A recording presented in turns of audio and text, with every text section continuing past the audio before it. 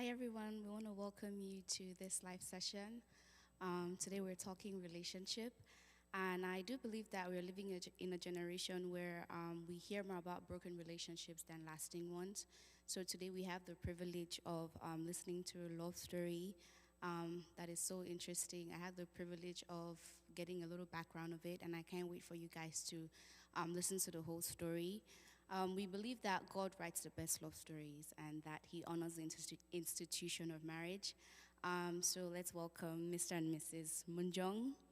And we'll just have you guys introduce yourselves. Tell us a little bit about who you are, something that we might not know.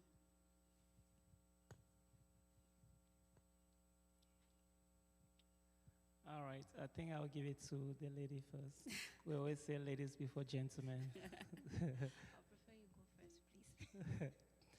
Okay, I'll push it. My name is Elvis Munjong, and this is my wife, my beautiful wife, right here I love beside me. that. And I am a minister by God's grace at Dunamis Worship Center International. I'm also a father.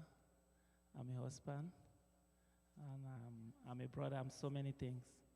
I'm also a service member Okay. with the U.S. Army. Thank you for your service. You are welcome. Appreciate that.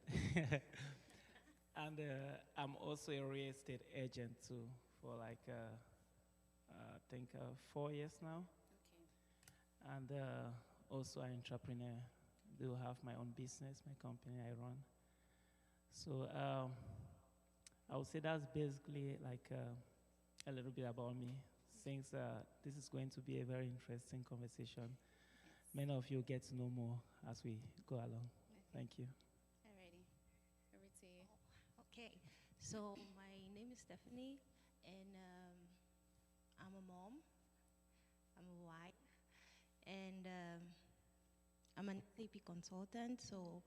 And I'm also an entrepreneur. Okay. I own my own brand. I have my own business So And- entrepreneurship runs in the in the family. okay. That's good. So yeah, that's a little bit about me. Not so much, but I mean, Okay. yeah. Interesting. Love that. So we're just going to be talking basically an honest and open conversation. You know, not just the highlights, but the faith and how you guys have grown to get to how you guys have grown, you know, together as a couple. So let's start from the beginning. Tell us a little bit about your salvation story and how you grew in faith. Have you always been a Christian? What point did you like really get serious with your walk with God? Who goes Okay, we'll first? start with you, Mr. Elvis. All right. I didn't just get into Pentecostal, but I started as a Presbyterian Christian. My mom was a member of the CWF in the Presbyterian Church in Cameroon, Bamenda, Azuri. And one thing I could say about my parents is that on Sundays you have to go to church. For that, my dad never played with that. He's the first person to give you offering and say you must go to church. And when you come back from church, you must be able to tell him something that was said in the Sunday school. So even when I go to Sunday school, I play around, I have to at least grab one thing. I'll come home and I'll tell him that they spoke about John the Baptist or they spoke about Jesus, and he knows like a lot about the Bible, so you can't just play around with him. And when I grew up, I was introduced to the Pentecostal through my uncle because I had to live with him. And Yaoundé, at that time, he was going to Full Gospel Church, so I was just like, I had to go to where he's going to because we always drove to church. So that was how I got introduced to the Pentecostal.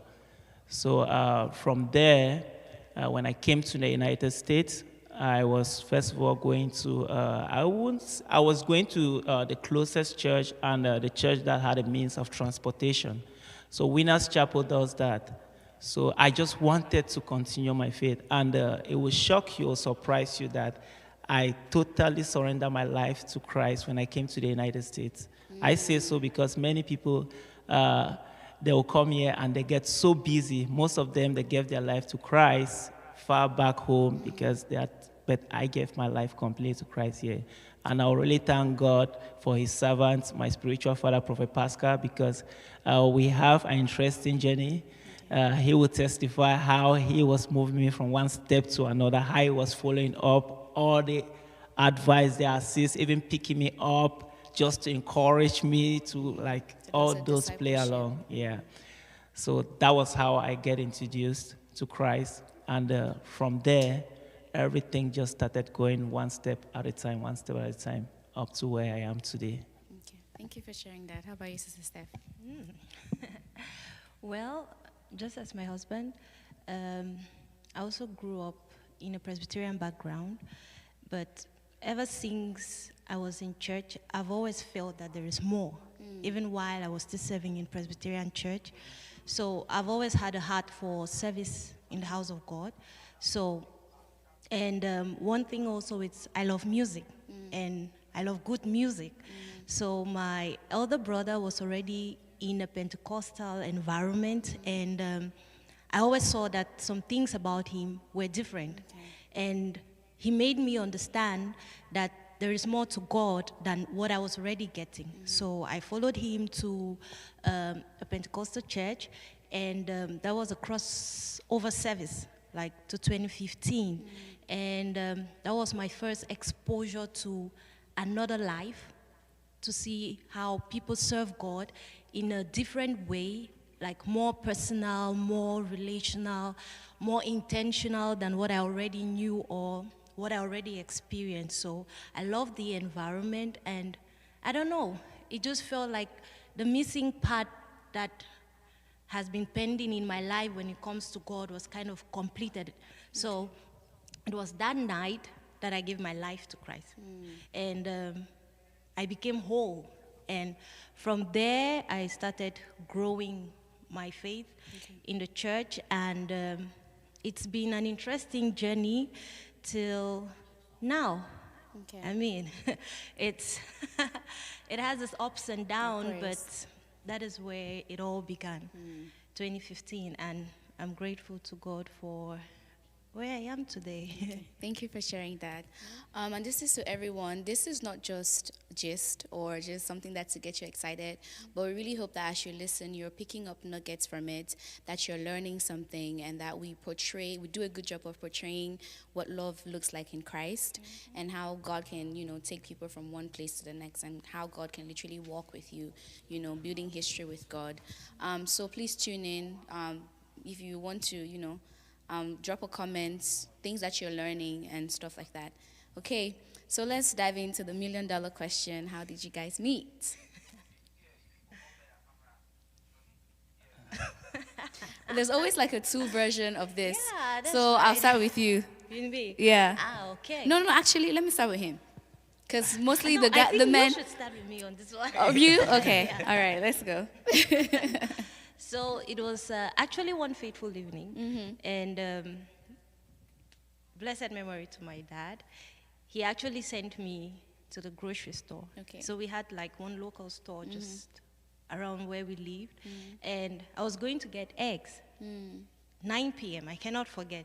And when my dad sends you to the store, you don't waste time. You you get exactly what you're getting, and you come back home. And he's always very protective of us, especially the girls. And when I went to the store that night, as I got in, I just felt that as I walked in, someone was looking at me. And I could feel his eyes looking at me, but I didn't turn to look at him. So I was just focused on what I wanted to get. But in my heart, I was like, oh my God, this guy should not talk to me.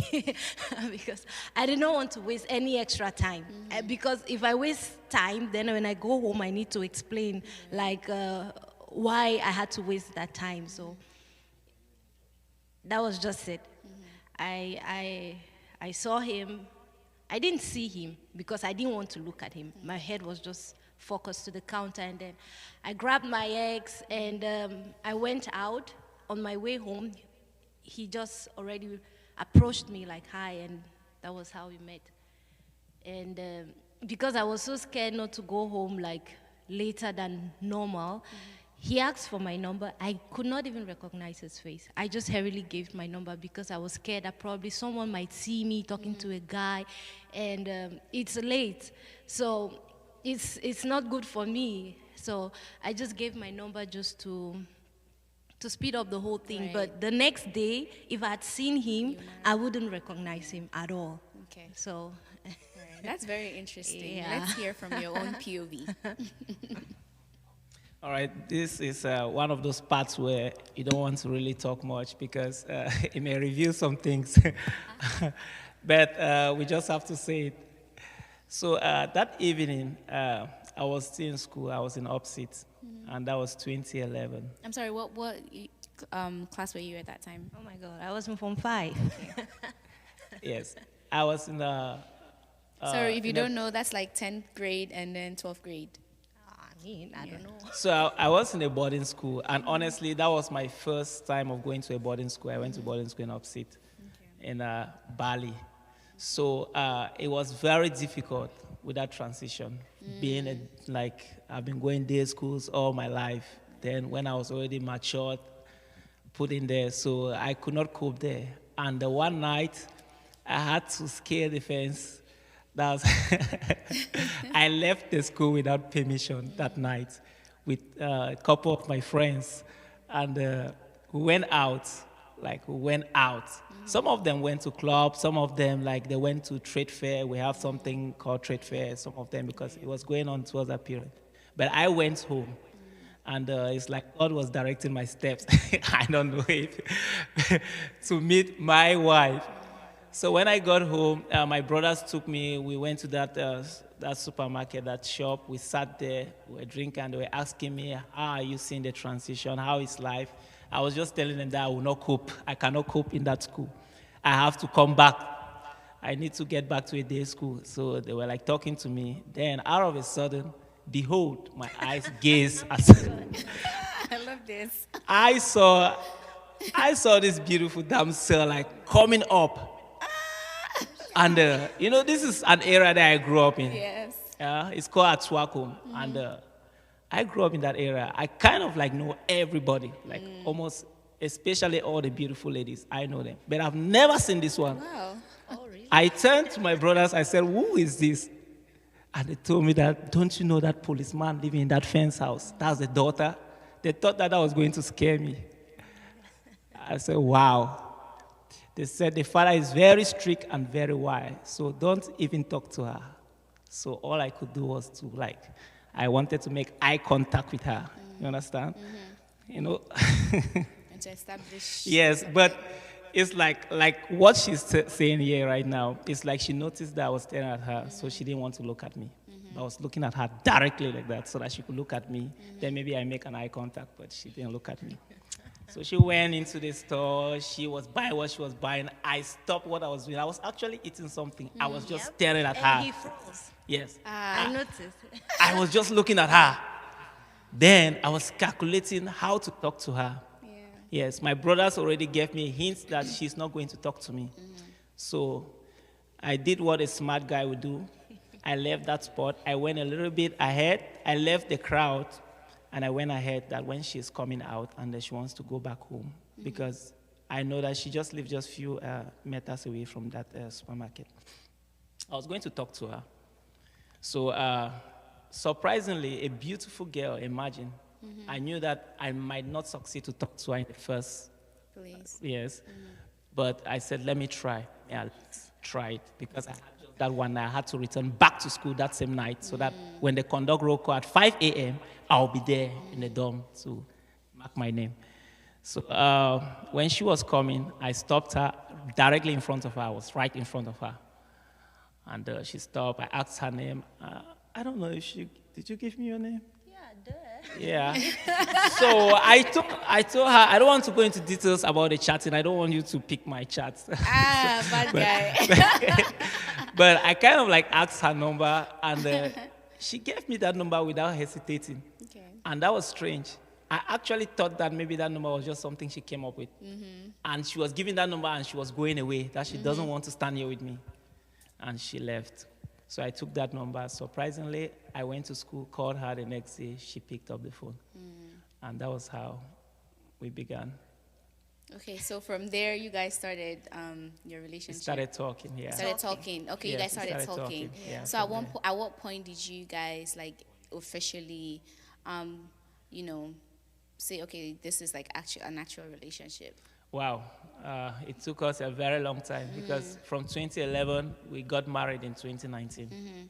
So you can see the distance. It's almost like about 7 years. Yeah, 7 to 8 years. So a lot of things happen along the line. Yeah, but we stick together for a long time. I mean, up to the point where I had to travel, came to the United States, and my wife had to go to Finland. She traveled too. And we had some up and downs, just like any other relationships. And at some point, not me, my wife felt like we are not meant for each other. Wow. And in as much as I was telling her I that, was still in Cameroon, babe. oh, all right. She was still in Cameroon. But even when she traveled to Finland, she kind of like, with the distance relationship, honestly, it was tough. Okay. It was tough, but I never gave up on her. I Okay. think she's here. She can testify. I want to put a pin on that thought, right? And just talk a little bit of how, with that gap, because of how the dynamics of your own relationship, and because every relationship is different, right? The dynamic of you guys meeting yourselves, I think it's beautiful to meet people young.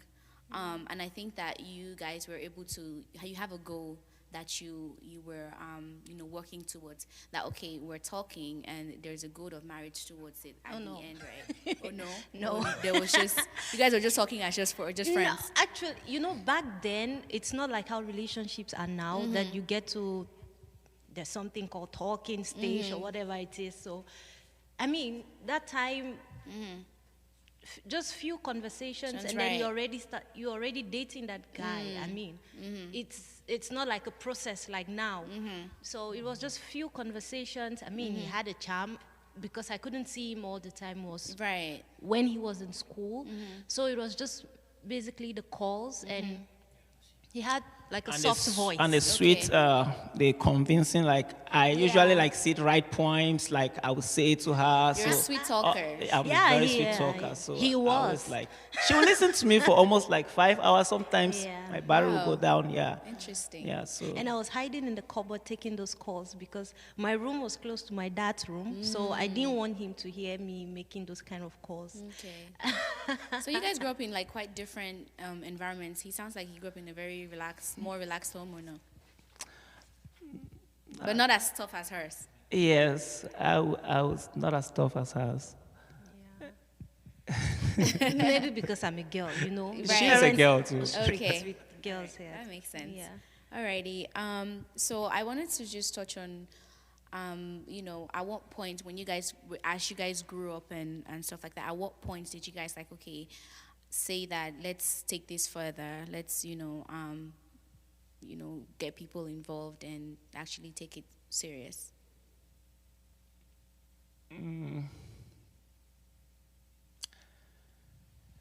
Oh, I'm thinking because actually when I got that feeling that actually she's the woman for me. From the very first day you saw her, you knew. No, not the very first Okay. day. So yeah. Not the very first day. But when I started like having sleepless nights because of her, and I usually like tell her about it, that I can't sleep because of you, stuff like that. I don't just want you temporary in my life, but I want you permanently. And I knew that she was still young, all right? And secondly, to be honest, I had nothing. When I say nothing, like I don't have a job, I don't have anything, you can't consider yourself a serious man when you don't have anything to like show up. Then you are talking about serious things like marriage. So I knew that I couldn't use that word married. I want to marry you, stuff like that. But I was like already letting her know that I really want to like spend the rest of my life with her without telling her directly. And when it got to a point, I don't know, maybe she wasn't ready for marriage. She understood that that's what I wanted, but it's like she wanted everything slow. But when we traveled abroad and I became more responsible. Like, yes, I could now talk about marriage with her. I told her that I want to marry you, but at that time she was like hesitant. She said, "No, no, no. Okay. The distance now is way too far. You're in the U.S. I'm in Finland. This cannot happen. Just move ahead with your life. All those things, stuff like that." But she was really serious because she didn't like. We would stay sometimes like months without talking. I think sometimes even a year we didn't even talk for about a year. So it was like, but I still did not give up on her. I think that was one of the things I would say that made her to really like. I did not give up. Persistent. Yeah, I was persistent, but I tried not to like pressure her too much. Okay. Yes, I gave her space, But you also made your intentions known. none. Okay. And I really thank God for drawing me closer to Him through the servant of God, Prophet Pascal, because at that point I started relying on God to really because I became of age too, and I understood and I could feel it that it was time for me to settle down, and that was when I went closer to God in prayer, and I started talking to Him that I have to settle down. If she is not the woman that's meant for me, please bring the right person to me, because I want to settle down, and I'm your son. I don't want to make any mistakes in this. I'll dig further. Let me put a pin on that. I'll dig further into that. But just to ask you, Steph, like, the whole dynamic of you not being ready and stuff like that, at what points did it change? Was there a switch that, okay, I think it's time for me to actually settle down and then put, thought into actually marrying him? Well, for me personally, marriage has always been a big thing. So it's not all about me being ready for marriage. It's also about finding the right person. And I'm very intentional when it comes to big decisions. I need to be not 100% sure, but I need to be very, very sure before I can say, yes, let's go on with this. So I've always loved him, even the times that we've been apart, like he said. We can spend even over a year without talking to each other. But I've always loved him. And because of maybe I'm not sure, I have to pray about it, I need confirmation from God. And I don't just want to make a decision because of my emotions, but I want to make the right decision that is, it's right in the sight of God. So because I didn't get that feedback yet, that was what has really been holding me back from accepting or just availing myself. Like he said, he has always been there for me. Like his intentions, though he never in the beginning went direct to say, I want to marry you, but I've always understood his intentions. Yeah. So that has just always been my layback, like what God wants for me. Because that, in fact, that's just it for me. So there was a time, I don't know what he did. I always fight the emotions inside of me. Sometimes it comes so strong, but I'm not going to tell him. And there was a time that I don't know what happened. He did something because I couldn't stop thinking about him or worry about him. And I think I sent him a message. Yes, actually, I was at a World Mission, a church I went to. So a servant of God came. He was a guest preacher. And he asked us to sow a seed and make one request. I sowed that seed and I made a request. And I told God that if truly she's a woman for me, then don't give her a rest. Let her call me. And I made that request and I gave 7 days. It was, I think, 2 days. Yeah. She sent me a message. After it's been like how long? I cannot even remember how long. Maybe more than 1 year. More than a year that she has never written me. It didn't make up to 2 days. She sent me a text and asked me, "Are you okay?" That she has been so worried about me. So I had that week. I actually had Restlessness. I had a birthday. that was one of the honestly I love this. that really, like I said, God. She never knew, but I had to tell her. I told her I sowed a seed in church and I made that request that you will not have rest. Wow, this This is Praise so God. interesting because, like in everything, you guys were still intentional about knowing God's mind concerning your Definitely. relationship, and you guys wanted, the God factor and wanted God to be involved in it, which is so beautiful to see. That even when you guys were still growing in your relationship with God, there was still that consciousness that I want what God wants from me, which is really interesting to see. So are you guys loving this conversation? Please drop a comment, make sure you like, invite someone, share so that they can also be part of it. Okay, so let's talk about, you guys have been married for 6 years, yeah?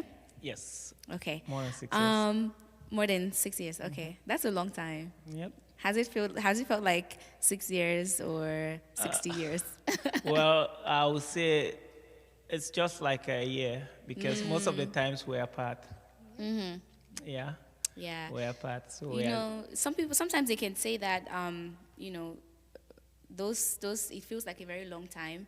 So let's talk about how you guys have grown through those 6 years. Like looking back, how has it changed you guys? You mean the Like how 6 can years you? apart? Yeah, no, 6 years together. Ah, Like how can you guys describe how that has been? it's 6 How has years. marriage been so far? It's 6 years together, but just 1 year together living as married couples. So we've been in a long distance marriage relationship Okay. in those 5 years. And I would say that those were the most difficult. I mean, having a relationship that it's maybe you're just in courtship, with the distance, I mean, it's somehow manageable, but when it's marriage with that distance, it has a lot of strain on the relationship. So I would say that has been the most difficult years of our marriage, the Okay. distance, but it's just been 1 year living together. Like you guys are being in the same physical location. Yeah, and it's extremely different. It's different. Yeah, it's like two different worlds. So I just want to talk about, just share like some few general things, not too deep, of how like you guys were able to still make it work. Because 5 years is a long time of being married and being apart. I don't think I can. I might not have the grace for it. Like, just thinking about it, it takes so much strength and so much grace from God to be able to do that. So like, what did you guys do that helped you guys stay together and you guys are still here 6 years in? I think God gave him the grace. yeah. Yeah, he has that grace. I mean, I would say. All right. What I would say to many who are out there listening to us, I would say that especially for you, the men, you have to be very patient. All right? You have to be very, very patient. We had a lot of challenges. A lot, like really a lot. So I know that some of you have distance relationships. Maybe your spouse, they are not together with you. Don't think that everything was okay or was well with us. It wasn't. But you as a man especially, you have to be very patient. There are times that my wife, she will just come up with problems like that. I don't know where it's coming That's love, that's from, love. but I just understand that it's the distance. And sometimes I try to fight with her.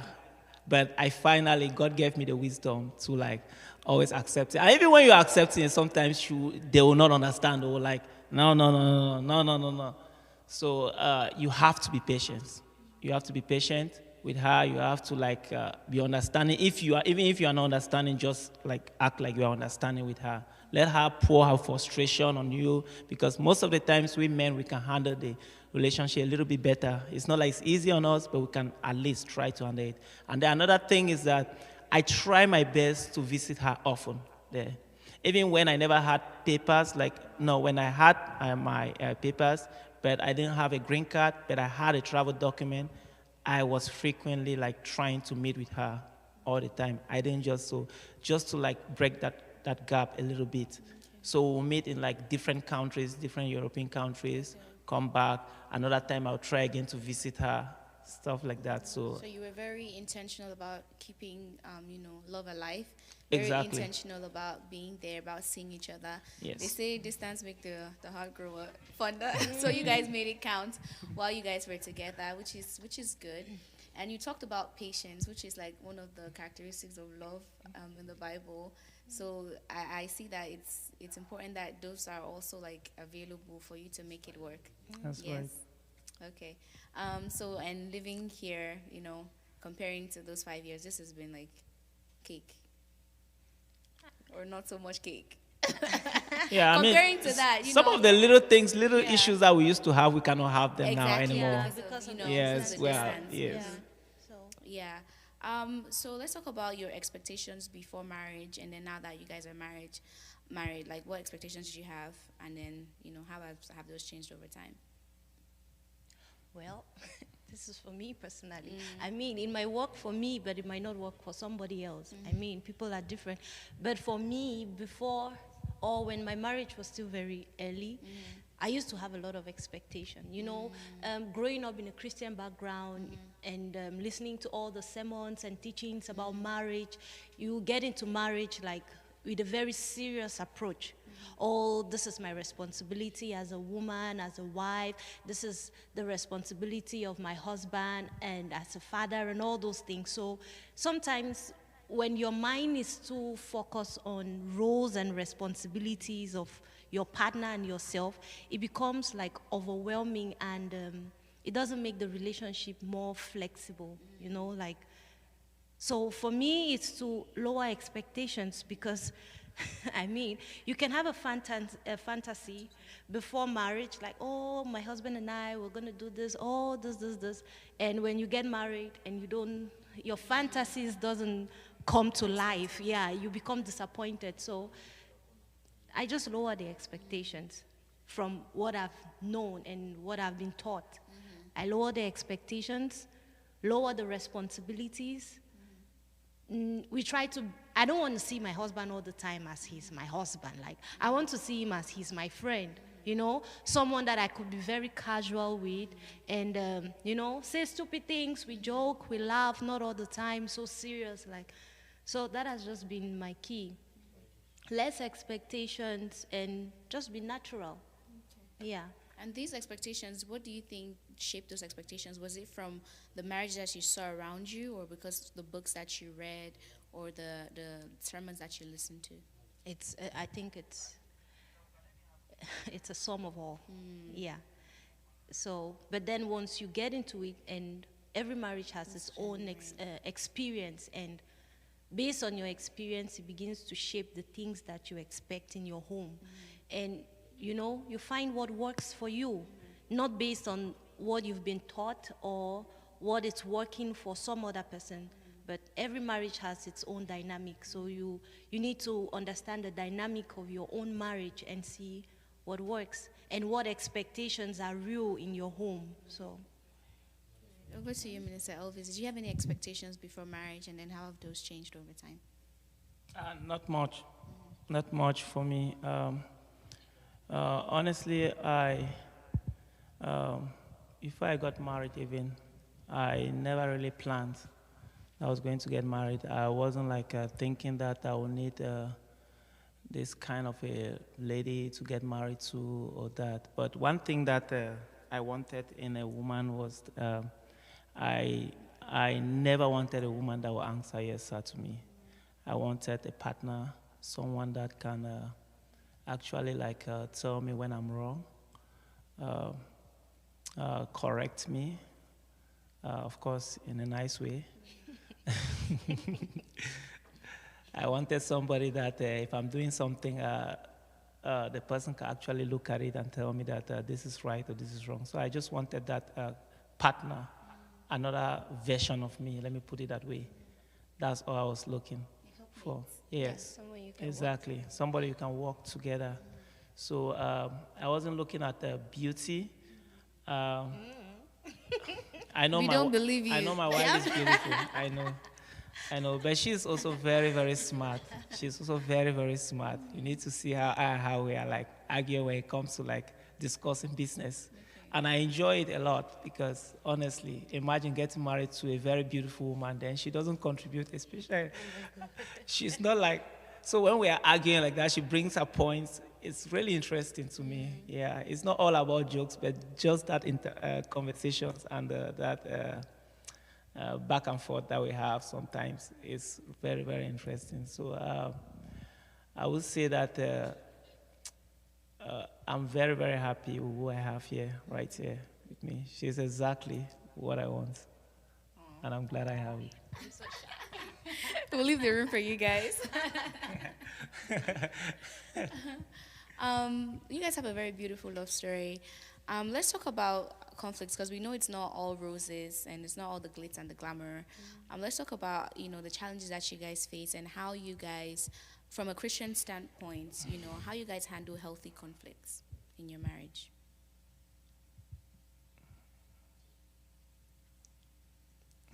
Minister Elvis, we'll start with you. It will still take me back to what I was talking about patience and also you can read books and listen to sermons and most of these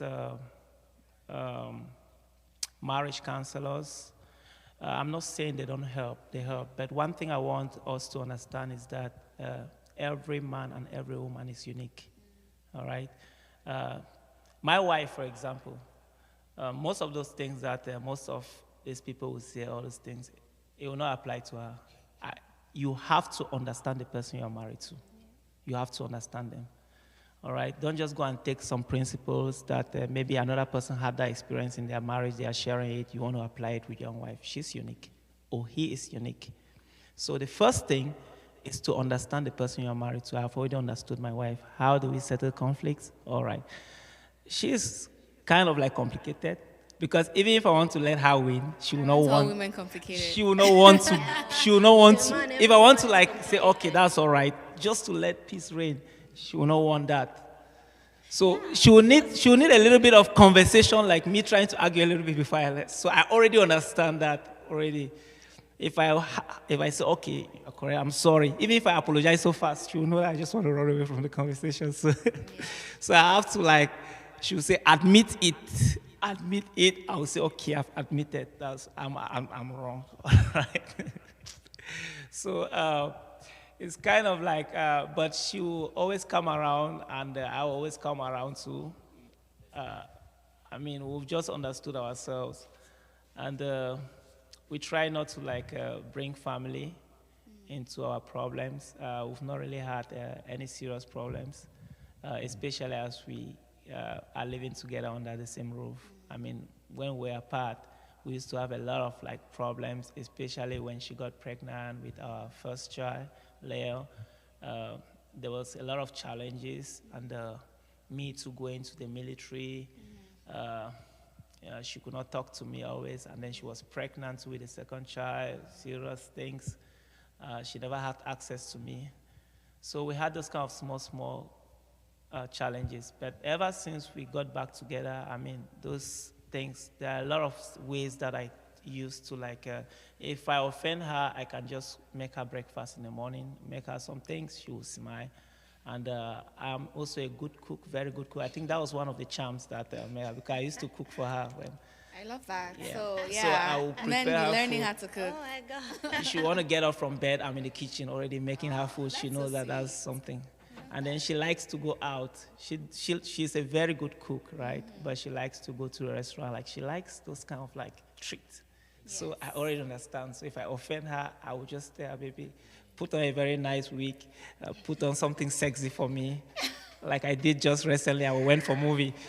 And by the time we are going, when she puts that on, she will come and tell me, is this nice? She will forget about what happened. I love that. So, yeah, I already know all those things, except that I really want the home to be tense.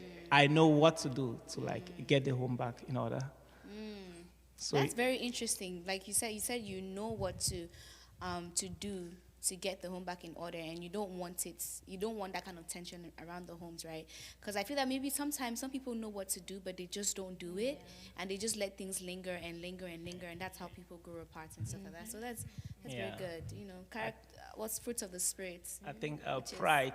Most we men, we have to really keep that pride aside. It's your wife. Right. It's not like even if I go down before her, I clean her shoes or whatever. I read something just 2 days ago. Someone said something. Sorry, let me just say. That's okay. Go ahead. Someone said something that if your husband is washing your dishes, he's romantic. But if your brother is doing it for his wife, it's charm. But when your husband is washing you dishes at home, you say he's romantic. But when your brother is doing it for his wife, it's now charm. That's funny. Yeah, even goes back to even, I think this is even a, marriage mirrors Christianity a lot, right? And, it's talking about even just serving each other. And, serving would look different for each and every home and look different for each and every person. Yeah. But people, we have to literally put ourselves down and be able to serve one another That's in correct. ways that, they want to be served. Yes. And, So, one thing I also want to add in how to resolve conflicts, I mean, my husband has already said it all. It's about, this is one of the aspects where you grow in character in marriage. I mean, looking at myself, let's say, 4 years or 5 years back, how I would handle something now, it's totally different from how I would have handled it, let's say, 5 years ago. So in marriage, you need to be intentional to become a better person. Sometimes, like, you know what to do, like he said, and you agreed, but you don't want to do it. And that's a character issue. And you need to strive to become a better person. Right. If you're not a better person, you cannot be a better spouse or even a better partner. Aside from marriage, because we have people that out of their marriage, they have very good characters. They are good, but in their marriage, they're such horrible persons. And for me, I don't want to be a different person. I want to be me, and I want to grow. I want to develop the aspects of myself that needs improvement. And I think that is one thing that has grown our relationship, because we strive to become better people. We create an environment to improve in character.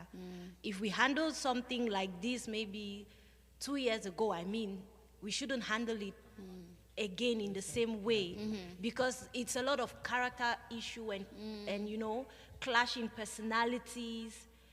Those are the highest things that will always make your conflict to last longer than usual, because it's always the small things that you can The take to little foxes. Yeah, so it's just about improving yourself, admitting, even if you don't admit it to your spouse.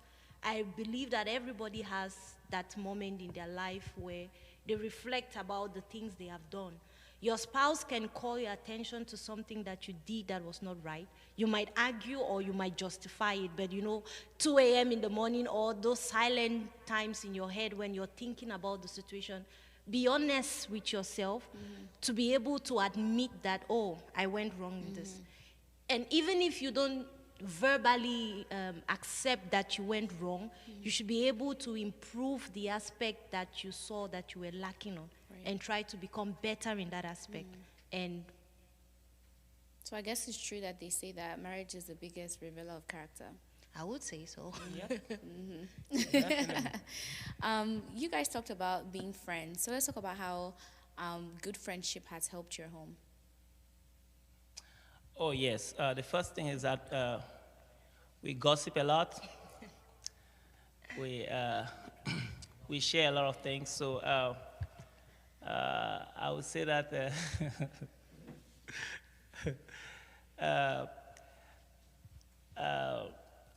when you live with your spouse as your friend, it first of all relaxes your home. Yes, it relaxes your home. And trust me, when you get to a home that the spouse, the husband and the wife, they are friends, they live as friends, you will feel very relaxed. More like they living like someone is the head, someone is the tail, or the bottom. You will not feel that much relaxed. Right. Because when you see the husband running, following the wife is running this way, trust me, it kind of like make the atmosphere so relaxed for you to, even as a stranger coming there. There are a lot of things that we do together. We work together. We don't have separate offices at our home. We have the same office, sit on the same chair, although we have 2 chairs, but we can't use the same. We have our screen, so we do so many things together, not just sharing the bedroom together. but we worked together before we came here. The dresses that we wear, we have to, I mean, That's good. yes, I I had to go and change. Like she said, Okay, babe, no. this one now. It's not like Don't this. sell me out, please. But it's very interesting because some men, not all the men, but somebody like me, my wife will have to put me in order. A lot of things. Those who knew me back then, if they look at me now, they will see that a lot of things have really changed. Yeah. We'll get into the car. She has to put small wet lips on my lips, like needs I to love like that. not just. I mean, like she does that, and a lot of things, and that is because of the friendship. Yeah. If I was like a king, although yeah, I know I'm a king, but if there was that that boundary, like husband-wife boundary that most people in the world they want to be, I don't think she'll be that courageous to like, hey, no, go and change that shirt, put on the other one, then I will obey and I'll go and do it. Go and put it. Say, why do I have to change this shirt? Just because I'm thinking I have to go and put it back on the hanger and. But I would just have to go and do it. She doesn't like it. She will not give me a good excuse. I don't like the shirt, and I'll have to go and change it. It's because of that friendship. We have to do that. And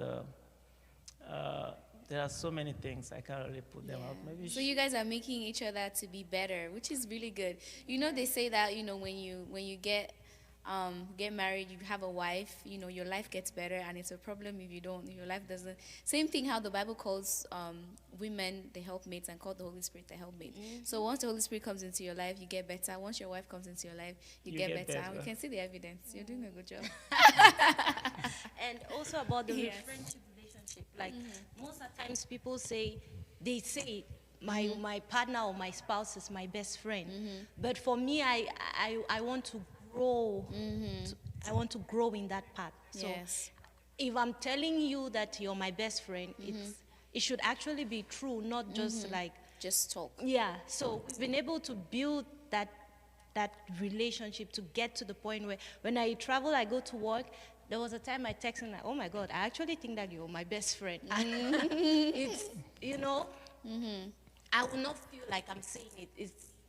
It's you're living your talk, Yeah. basically. And I have never said that that you're my best friend until that time. So it's something that you grow, and it's not something that you state by assumption or I don't know, something like that. Okay, that's very interesting. So you throughout the dating phase and that led up to marriage, that's when you knew that, okay, you're going to be a minister. At what point did you know that, okay, you're getting the call to be a minister? All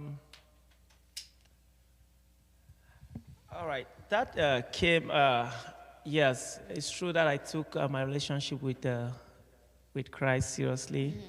I was doing so much in the house of God, spending so much time that most of my families, they thought that I'd come to the United States because actually in my family, I'm the first person to travel abroad.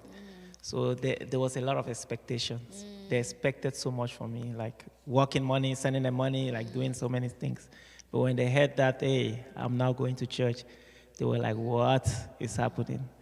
But I must say this first before I even proceed, that me coming to know God actually like did a lot for my family than if I had come here. And I'm not saying that it's not good to work 3-4 jobs. People are working, it's all right, they are making a lot of money. But I'm saying that if I had taken that path and not the path that God was directing me to take, like I want to just work money, I don't think that the way my family is exposed now would have happened. So I opened myself, and I will still say that I really want to like bless God for God's servant Prophet Pascal, because I will say this, he did a lot to like bring me to the light. Okay. He was there. I know right now he will not be able to do that, which I totally understand. He was there. He will come visit. He will talk about Christ to me. And at that time, I was like, what is this small guy really like? But he was so nice. He was so nice and so simple. So that was the thing that really captured me to him. He came as a friend. He will pick me up. He will like bring me to church. He was doing so many things, and I was like, at some point, I was even feeling sorry for him. I started like assisting him just because, let me just help him. It's a new ministry he's starting. But I didn't know that that was a way that God was getting me close to him. Okay. And the prophet did everything. Like, he started giving me posts of responsibilities, and I started seeing myself like doing certain things in the house of God, teaching me how to pray, and started like exposing me to platforms. And it came this day that he had to call me to his office after I think how many years like that. And that was when he told me that I have the call of God. Even before then, I've had a man of God who have prophesied that to me. But you know what? Even in other churches, they have told me that I have the call of God in my life. But when I look at myself, I said, no. Even if that call is coming, please, not in the United States when I've come to make money. I don't have that time. So it has happened, and he finally like told me. And he told me that I have the call of God in my life, and this is something that he has prayed over, and he can tell me with all certainty that. And I said, Prophet, are you sure? Because me, I don't even know how to pray. And he started talking to me. And that was how I became ordained as a minister. And since then, I've seen the transformation because I was ordained. Honestly, I knew nothing about Christ. And I said, is this how God called people? Actually, how he does. Yes. Is this how God called people? Nothing. And I could not even like say anything. Like, yes, I was just a church goer, even though I was doing a lot of things like in the house of God, but I didn't see myself that way. But you can see the transformation. And I really want to like thank God for really like accepting me, because there is a lot that I've benefited, not just my lovely, beautiful wife here, but also many people in my family have received that transformation. My friends who knew me, just because they see who I am now in Christ, I didn't have to like preach to them. They were Your like, life was wow, yes, my life was just like the evangelism. Yep. Yeah, that's the best kind. Exactly, where you don't have to like knock at people's door. People just have to say, hey, if God can transform this person, then definitely I have to like seek that God. I want to get your reaction to that of, him telling you that, okay, I think I'm called and I think I'm going to get ordained. Like, how did you react to it? It's never ever been in that format, like how you like how you put it. What were your thoughts towards it? Or was it just like a meh? I mean, it's when he became a minister, it was also in those times where we had the distance. Okay. And for me, I've always wanted someone that is deeply rooted in Christ. It has been my only desire when it comes to marriage. And seeing that he was growing in God and even, accepting the call of God over his life, it's a plus for me. It even makes me more happy, Okay. because above all things, you don't want to, it's God that keeps a marriage. In as much as love is not enough. Right. We need God, so it's a plus. So I was actually very happy to see him like growing and following God's plan for his life. Right. So It's very interesting because sometimes, some Christian ladies, there's not really a desire for people who are necessarily like pulpit ministers, right? That's like the area which I'm coming from. Some of them are more like, okay, I want somebody who still has a relationship with God, but just not be on the pulpit. no. So, it's very interesting. I feel like you're one of the very few people that I've actually met that are like, okay, I was very excited about it. Yeah, I think she actually gave me a condition one time. Yes, she gave me a condition. I think back then you were still back home. When I just came to the U.S., she told me that she wants to marry someone, not like a pastor, but someone who has a fear of God. And in as much as my heart was already with her at that time, I said, but I will not just go and start going to church because of you. That was what I was saying. She gave me that condition. Why will you give me a condition? I didn't say that to her directly, but I wasn't happy with that condition that she gave me. And I just decided to move along. Yeah, that was a long time before even I moved along. And yeah, just wanted to add that. Alrighty.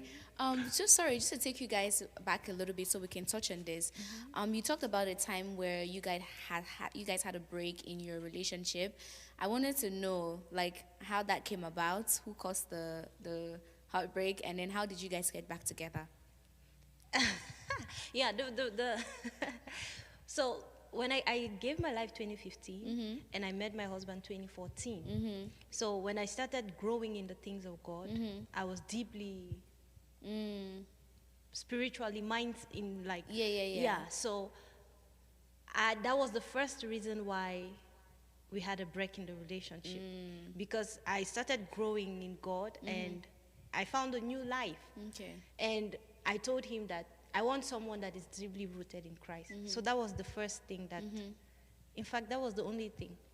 Yes. Because not long after that he traveled, and then I later on traveled, and we were growing our lives differently. He was here in the US growing his spiritual life differently, and I was back home, and then sometime I traveled to Finland, and we were just on two opposite sides ends, trying to develop ourselves better. So that has always been the main the main obstacle to our relationship before we finally got back together. So how did the coming back together come about? I think I said it earlier. We a little bit touched on that. Okay. I said there was a time that I had to I was invited to a program. Okay, where, the one. Yeah. Okay, Yeah. alrighty. And I had You made a demand. I made a demand. I made a demand on the altar, which worked 100%. Yes, it worked 100% because it was like, she has been in my mind like throughout, even though we stayed for a year without talking, or more than a year. So if you could think of it, that they asked us to make one demand, and that was the demand I made. And I didn't even make up to 2 days. She was texting me. I still have the text till today. Oh. She It's told very, me- very, very I still interesting. have it. I showed it to her. Yes, and when she like wrote me, she told me her words were like, "Are you okay?" That was what the text just came, and I just saw her number. It came up. I said, "What?" I said, "Why did you ask?" She said something in her is telling her that I'm so troubled, that if she doesn't like get to me, It was like a burden. like if she doesn't get to me, I just went down on my knees. I said, "Okay, thank you, God." And That then- was all I yeah. needed. That And was then- all I and needed. I think after Yeah. and also like after that time, Yes. and like I said, I've always loved him, but because I didn't have that confirmation from God yet, I always felt like it's God's permissive will for me. So I was seeking for God's perfect will, and I still did not know that in God's perfect will, like he's part of God's perfect will for me.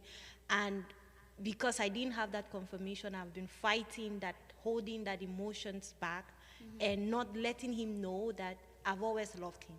And after that time, I think one random evening after I've held it, it was like, if I don't get this out of my chest, I will not be able to breathe. I just shoot him a text like, "Oh my God, I think I love you," and that was just how. Yes, and you just went off. She just went off. She Yeah. just came and texted me that, "I think I love you." Okay. Then she went off.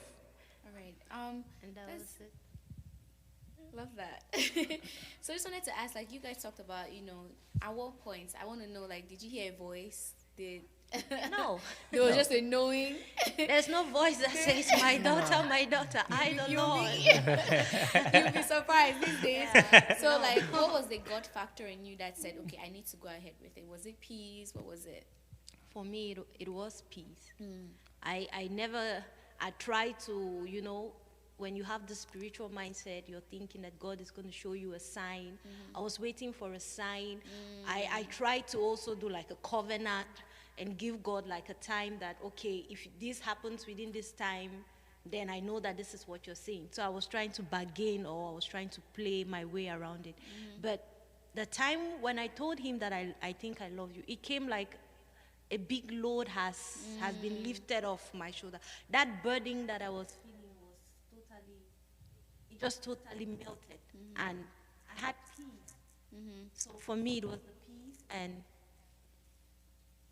nothing more than, I didn't hear a voice. How about you?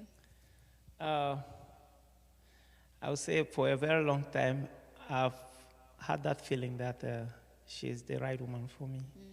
And I just needed that confirmation from God. But I already felt it so deep, like I said, right from back home. I met her in 2011.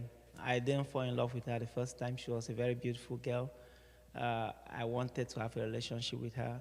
But even before I left home, I knew that I really want to spend the rest of my life with her. And I remember she told me that if you want to spend the rest of your life with me, you have to see my mom before traveling. And the day that I was about to travel, I had to go see her mom. I went to her home, spent time with her mom, spoke with her mom, my mother-in-law. She was so sweet. She really liked me, even though I didn't have anything. She could really see like a mother would see. She could, and she liked me from the beginning. That's why I don't joke with my mother-in-law, because she liked me from the beginning, the moment she saw me. Even after when my wife cut off the relationship and refused and said this, the mom was still behind me, honestly. My mother-in-law, she was behind. She said, you, because you came to my home and my daughter should, and she was even after, like, she started getting angry. Yeah, she started getting angry with her mom, like, no, I showed this man to you and I'm telling you that no. The mom said, no, it's Elvis. It's Elvis. And It's like God gave you the ability to wait. I'm just thinking about it how in today's society we tend to put a lot of timelines on things, right? And not knowing that God works with us differently. If you, maybe somebody will say, oh, if you talk to her and she doesn't respond to you, move on with your life. What are you waiting for? But you knew what you wanted. You knew what God had said to you, and you decided to run with the program that God gave you, which is really, it's really good to see. I really commend you for that. Because thank you very much. These days, people, there's such a formula of how marriage should be, of how people should, date and stuff like that. But it's based, your story is based on what God told you, and you ran with it, which, it has a beautiful ending. Look at where you are today. And people also influence, because I have a lot of friends, not like they are bad people, they are very nice people, probably because they saw that I was struggling, I was stressing with everything. They were like, move on, come on. Yeah. There are a lot of beautiful girls around, there are a lot of exactly. That's but what they you say. should know yourself. That's why I say it's very important to be like close to God, because that's the only place you tend to lean to. And that's the highest authority. All right, because when they say anything, I just tell them that I'm waiting on God. Right. And nobody can say anything again. I didn't say I'm waiting on my pastor. I didn't say I'm waiting on my family. I say I'm waiting on God. And nobody can say anything at that point. Right. So it's very important that you want to make important decisions like this. Always lean on God. Don't rely on anybody but God. Right. He came through for us, and I believe he will come through for anybody. Anyone, You don't have to be a believer. Yes. Let's talk about, you guys have 2 beautiful kids. Let's talk about marriage before kids and after kids. How has it changed? What does it look like? Not very much for us, because, before kids we were apart. And the kids came when the first one, Leah, came while Leah was born in Finland. And you guys came when he was turning. It was 1 year and maybe 1 month, 1 year, 2 months. 1 month, June. Yeah. We came here July. August, okay, 1 year, 2 months. So, yeah, why she was pregnant. She was heavily pregnant. And I got here one month, exactly 1 month on the day I got here. I gave birth Gave birth. to our daughter. Yeah, because we're having challenges. The airline, they were refusing to board me on the to flight. board her. Because Wow. they say I might give birth on the That flight. she might give birth. I Yeah. was so late, yeah. Yeah. So, but we thank God that we flew, came here successfully, and she gave birth 1 month after that. So, I mean, I can't say that I've really experienced like a change marriage, or yeah. I can't really talk about that because through marriage, I've just been with my kids and my wife. Yeah, there wasn't a moment that it was just the two of us Yeah, without working kids. together. So, Oh, I yeah. see. I see what Without you mean. kids. Yeah. Okay. I would like to ask this question to you now. It's like God gave you the grace to be able to do all that you did, right? You know, being pregnant and then your husband not by choice, but because of that sacrifice that you had to make of being there by yourself, and then having to do certain things, of him not, you know, always having the opportunity to be there in person. You know, how did you navigate that season of your life of, you know, marriage and then having kids now, even in terms of it affecting your walk with Christ or your relationship with God? How did all of that play out? I won't lie, it was difficult. But, you know, I thank God for strength because I cannot say it was by my own strength or something. It's something that you need strength from God because it's not easy, you know. Being abroad and having kids without your spouse. The smallest things can get you angry just by going to the grocery shop. Finland is so cold. If you want to go out, you need to put on layers and layers of clothes, and just by going to the shop to grab something. If you don't have anybody to help you out. Yeah, but then also I had family. So I was living with my family and I had support. Okay. And my husband would also travel time to time. Sometimes I'm the one who even gets angry by how often he travels. So it's been all round support and also physical strength. So that's it. That's really good. So let's talk about, like, if there's one thing that you want somebody to get out of your story, what would it be? There's one thing that you would tell somebody, you want somebody to, like, listen to all of your story, and if there's one thing that you want them to get out of it, what would it be? God is faithful. I mean,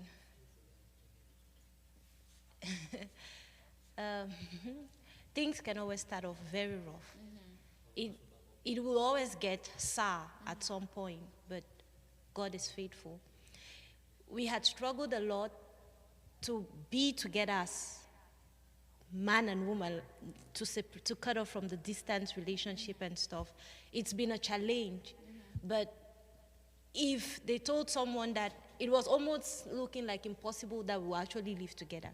So, but then here we are today, we are living together, we have our kids and family, and I've forgotten that we've been 5 or maybe 6 years, we haven't been together. So just trust God. Sometimes people were saying, are you sure maybe somebody has tied your destiny? Maybe somebody's, you know, they thought maybe it was something of a spiritual attack on our marriage, not to break that distance that we had. But for me personally, I've never actually seen it like it was a spiritual something. I just always know that when the time is right, God will make it happen. And God's time is the best. And me being here, I say there was no other time that I would have been here. This time that I'm here is the perfect time. And I just trust God, no matter what. Even if it's raining, it's sunny, I still trust him that it is going to happen in its time. And the Bible says everything is beautiful in God's time. And now we are reaping the fruit of the time that we had to wait on God. Yes. Yeah, waiting is hard. Waiting on God is hard. It is hard. Oh Yes. my God. Tell me about it. But Yes. now that we are enjoying the benefits, we forget about the Right. struggles that we went No through. discipline is what pleasurable while it's Yep. taking place, right? So just to piggyback off the question for you, if you were to give an advice to anybody that it's in a long distance relationship, what would it be? I will also like go with what my wife said. Trust God. Trusting God is the key because See, like in our case, had it been somebody was the one that actually like brought my wife to me or referred my wife to me or did any kind of arranged thing, not me going to seek God and knowing that yes, this is the woman I want, you see that I don't think we'll be here today.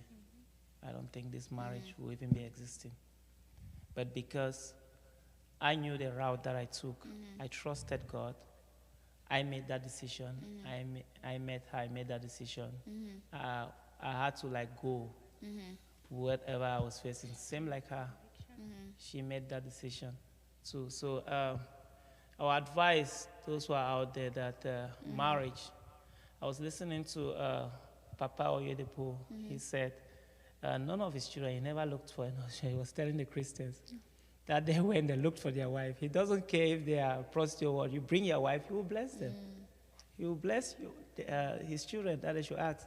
So I think that marriage, I've heard a lot of marriage counsel like advising people how to like do the whole stuff like that. But I think when you seek God, it happened to me, and I believe it will happen to anybody. Yes. Truthfully, tell him. I really helped him. I told him that, all right, I'm about to make a very big decision right now. I need you. I really need you. I know love was controlling me at that time, but I put it to him. I told him that if I make a wrong decision, I will hold you responsible because I'm coming to you. That was how I put it. And I was speaking, I was really speaking on that seat. I spoke on it, and I went to the altar, and I laid it there. I said, okay, because after 1 week, if I don't get anything, then I'm going to decide to like get married to any other person. And within 2 days, I got a feedback. And I told him, all right, thank you, Lord. Yes. And then another thing to like advise, long distance relationship is very, very difficult, very challenging. It's very, very challenging. It will require time, it will require patience, also requires money. Because like my wife would say, I was traveling, like many people who knew me, they will know that every time I would disappear. And it will even like make you to do things that I never knew that I would become a U.S. Army, honestly. But look at me today. So it will take you like from your a direction, like the things I was doing, I had to leave those things. Yeah. So many a times, many of us will say, we want to be a medical doctor like myself, or you want to be this, you want to be that. If you are getting into a relationship, always create room to adjust. Yes, to make those sacrifices. Always create that room. Just know that maybe that's your passion, that your dream job that you are so passionate about, you might not end up doing it. Yeah. Because yes, children may come, you have to make those sacrifices, you have to think about them. You have to think about your wife. You want her to do something. You want to assist her to in what she's doing. So there are a lot of changes that will come. So those are the big things you need to like consider before you ever say, oh, I want to settle down. Thank you so much for sharing that. And just as we're rounding up, right, just some lighthearted questions. What do you guys love most about, what do you like most about each other, being married to each other? He's very supportive. I don't need to explain what I want to do. If I just tell him about any idea that I have, I don't know if it's that he trusts me so well or is that he just wants me to be happy, but he supports anything that I want to do. So I enjoy the fact that he's very supportive of everything that or anything that I want to do. And he's, he's simple. He's not so, principled. He's flexible. Okay. So nimble. Yeah, it makes, if you're intentional, it makes things very much. How about you? First, she's trustworthy. I have peace of mind. When I travel a lot, I move a lot. I know. She knows how to cook very well, and she also I like the fact that something I'm not really good at, but she kind of like she's a giver. She always like have a lot of surprises, like gifts, all the stuff, and I try to like. Then also very important, she is always like wanting our kids to be on point. Like she takes very good care of our kids, which is something I really admire a lot. Like she will stop the car and say, "Hey, let's go clean this up. Let's change this dress. I need him to wear these shoes. She always wants the kids to be like on point, and she doesn't play with the hygienic condition of their rooms and like the environment where they are. I also look at that, and I really love it. I love that. Thank you. If you could describe your marriage in one word, what would it be and why? So just one word. Babe, go first. I put you guys on the spot. Yeah. One word. The first One thing word. that comes to mind. The first thing, I would say fun. I would say, yeah, it's fun. That's a very interesting word. I like that word. Fun. I would say It's fun. good. Yeah. You guys are having fun. You're enjoying yourselves. Marriage is beautiful, which is good. Who is more dramatic? Me. No. It depends. It depends. Dramatic. Yeah. In what aspect? She is more. I think in every Generally. aspect, dramatic. She's more dramatic. Who apologizes first? Him. That's good. Who takes longer to get ready? Actually, him. Babe, be honest. The- Be honest. Have you ever waited for me? Even not of the kids. To be honest, yes, but you know, makeup is usually your last thing, and you go downstairs. She No, would I spend get- like you the know- whole time doing No, makeup. babe. She will get ready really fast, but the makeup part—that's what No, really keeps babe. her. See, I wake up, I go shower, he's still sleeping. I do my makeup, he's still sleeping. Then I go get the kids ready. So it's always the kids that, Delay you. yes. But for me personally, If it's just the both of you going out yes. without Sometimes the I kids. actually Okay. wait for him, to be Wow. honest. Honest. Because babe, I babe, go to honest. bed late. I'm the man. I'm the man. I take care of the home. You know? I take care of the can't home, explain and I yourself out have to of think this a one. lot. You see? Excuses. So last question. Just look at your spouse and then just tell them one thing that you're grateful for them today about. Oh my God. I'm very grateful for accepting me and getting married to me, making me the happiest person for the rest of my life.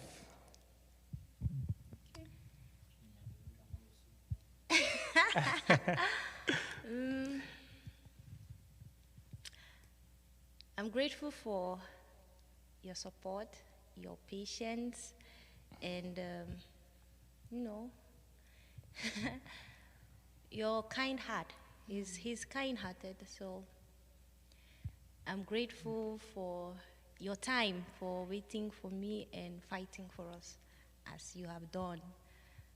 I'm grateful. Tears, guys. Tears, Yeah. tears. All right, thank you guys so much for sharing. We had a little something for you guys. Thank you so much for doing this and sharing your love story. Thank you. And, you know, for everyone out here, this is just an encouragement that love is beautiful.